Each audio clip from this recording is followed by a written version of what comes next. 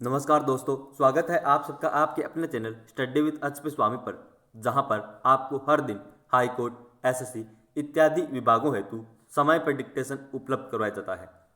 दोस्तों, आज का यह डिक्टेशन 80 शब्द प्रति मिनट स्टार्ट होगा 5 सेकंड बाद।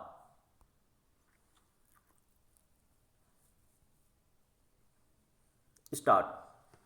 जहां मैं इस विधेयक का स्वागत करता हूं, वहां यह भी निवेदन करना चाहता हूं कि इस कानून को सफल बनाने के लिए, जैसा प्रधानमंत्री ने सदन में अभी कहा, जो लोग इसका स्वागत करते हैं उनको उचित दृष्टिकोण और ईमानदारी के साथ काम करना चाहिए।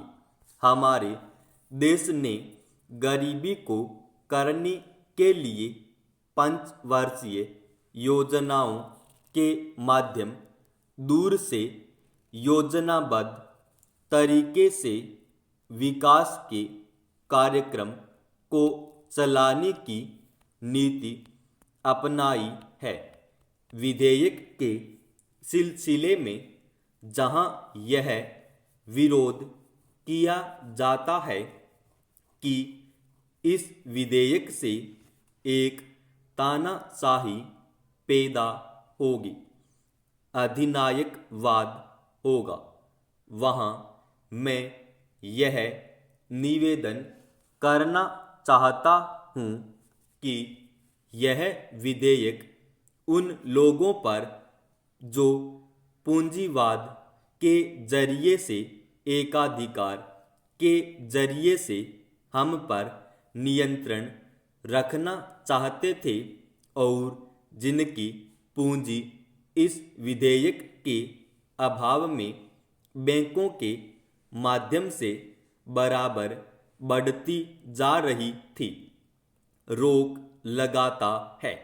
उनकी नीतियों का परिणाम यह हुआ, देश के चंद लोगों की पूंजी जो इन बैंकों के स्वामी थे, अत्यधिक बढ़ गई। हमें मालूम है कि स्वतंत्रता के बाद देश में बिड़ला और टाटा की पूंजी किस प्रकार से कई गुनी बढ़ गई है। इसलिए कांग्रेस पर यह आरोप लगाया जाता रहा है कि उसके राज्य में मालदारों की मालदारी बराबर बढ़ती गई है। इसको कम करने के लिए कांग्रेस के निर्णय के अनुसार यह कदम उठाया गया। यह कदम स्वागत योग्य है, लेकिन जहां इस कदम का स्वागत करने की बात है, वहां इस बात की आवश्यकता भी है कि यह विधेयक खाली कागजों में ही न बना रह जाए।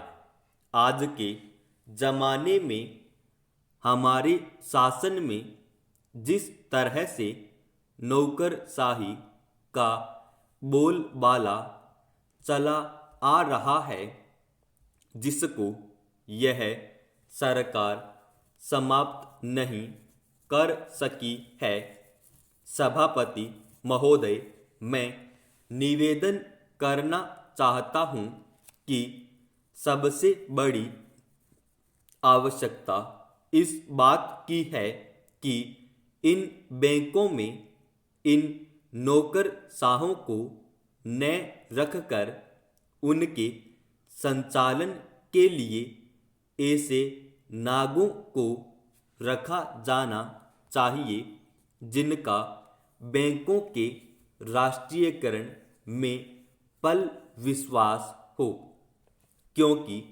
किसी संस्था में जब उस संस्था को चलाने वाले ऐसे नहीं होते जो संस्था के कार्यक्रम में विश्वास रखते हों, तब तक यह संस्था कभी सफल नहीं हो सकती।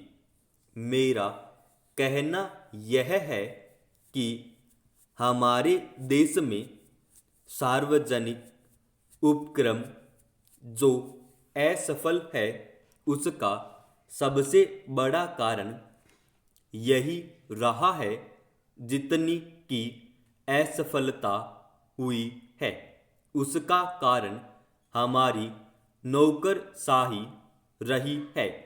जिस नौकरशाही को समाजवाद में बिल्कुल भरोसा नहीं है उसका सदा बोलबाला रहा है। इसका परिणाम यह रहा है कि एक और तो इस देश में छोटे छोटे मामलों में बराबर देरी होती गई है, निर्णय नहीं लिए गए हैं, और दूसरी ओर उसके होने वाले लाभों से गरीबों को दूर रखा गया है। बैंकों के राष्ट्रीयकरण के बाद इस बात की आवश्यकता है कि बैंक गांवों में जाते। आज तो बैंक एक तरह से शहरों के एकाधिकार हो गए हैं, जिसके कारण वहीं पर सारे उद्योग पनपते जा रहे हैं। शहरों की जनसंख्या बढ़ती जा रही है और अलग अलग तरह की समस्याएं उत्पन्न हो रही हैं। उनको दूर करने के लिए आपके बैंकों को गांवों के अंदर जाना पड़ेगा। इसके लिए सरकार को कदम उठाना पड़ेगा और निश्चित तरीके से योजनाएं बनानी पड़ेगी। निश्चित निर्देश देना पड़ेगा जिसके आधार पर बैंकों का ज़्यादा से ज़्यादा लाभ गांवों और उन कस्बों को हो जहां अभी तक लोगों का काफ़ी विकास नहीं हो पाया है। सभापति जी सांप्रदायिकता और जातिवाद इन दोनों के विरुद्ध सभी राजनीतिज्ञ हैं और जो इन दोनों से लाभ उठाना चाहते हैं कम से कम मौखिक रूप से, तो वह भी यही कहते हैं कि सांप्रदायिकता बुरी है, जातिवाद बुरा है। मैं तो यही मानकर चलूँगा कि जब पूरा देश यह कहता है कि ये दोनों चीज़ बुरी हैं, तो सचमुच सभी यही चाहते हैं कि न सांप्रदायिकता रहे और न जातिवाद रहे। आज भी हमारे देश की राष्ट्रीय आय का 50% कृषि से आता है। हमारे देश के कुल निर्यात के सामान में 70% कृषि उत्पादन की चीज़ें शामिल होती हैं। समाप्त।